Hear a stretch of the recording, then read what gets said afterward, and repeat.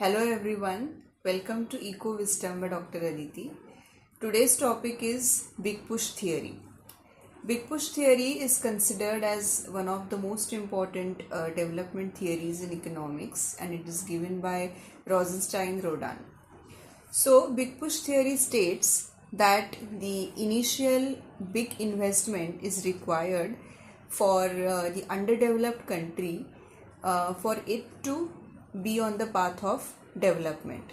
That means this initial investment helps the economy achieve the necessary development. So there are three indivisibilities which support this big push theory.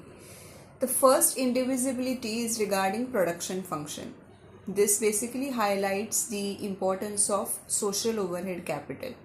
Now, what is social overhead capital? So, it is the infrastructure in the economy, say for example, transportation, communication, energy, etc.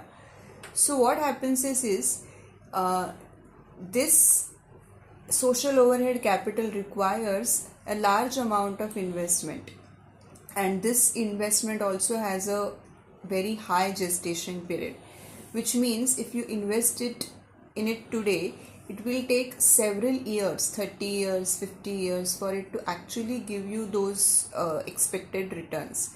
So a bit by bit investment is not helpful in case of social overhead capital. You have to invest a big lump of money or savings for this particular indivisibility. So that is why indivisibility of production function or social overhead capital becomes important. Second one is indivisibility of demand, which in a way highlights the interdependence of demand. So Rosenstein-Rodan has given an example of shoe factory. So for example, if these workers in the shoe factory are given extra money, additional income in a particular month, so what is going to happen is these workers are not going to spend that entire additional income on shoes itself. So they are going to demand other things in the market as well, for example food or other consumer durables. So that means setting up only one factory of shoe is not correct. There has to be a simultaneous investment in other lots of related industries. So that is the indivisibility of demand. And third one is indivisibility of savings. So basically investment is important, and that investment comes from savings. So savings are important and they are dependent on people's income. So actually it's a vicious cycle. So if there are more industries in the market, that will somehow create an employment, and that employment will give income to people, then money will be saved, then the capital accumulation will take place, and slowly this entire investment, the amount that is generated, can be used as a big push investment towards the particular economy. So these three indivisibilities are very important, which discuss why this big push investment is necessary. So this is a theoretical explanation, but now we are also going to look at the diagrammatic representation. So on the left you see the diagram which represents big push theory. So in the diagram you can see that there are MC curve and ATC curve, which represent the cost factor, and it is a little smaller than the optimum size plant. Now our main focus has to be on the MR curves and demand curves.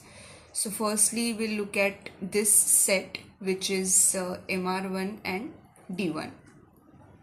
So MR1 and D1 shows when investment is being made only in the shoe factory. So a quantity of shoe is produced which is equal to 10,000 shoes, and it is being sold at price OP1. So under this circumstance, there is CABP1 losses which is incurred in that scenario. However, now when there is a simultaneous investment taking place in the related industries, and there is this another set which is MR4 and D4. So D4 shows us naturally that there is an expansion in the demand, and now 40,000 shoes are being demanded in the market. So here there is a profit situation which is P4 RST.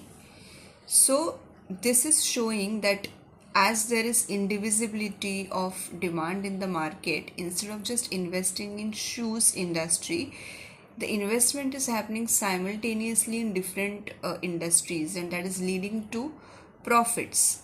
So profits will lead to more income for the workers, which will result into savings and investments, and collectively it will again culminate into a big chunk of investment which will be useful for the further development of the economy. So I hope that you have watched the video and the video was helpful for you, and I'm sure that this will be useful from your exam point of view as well as a mere conceptual understanding point of view. So do not forget to share the video and like the video, and also subscribe to my YouTube channel. Thank you.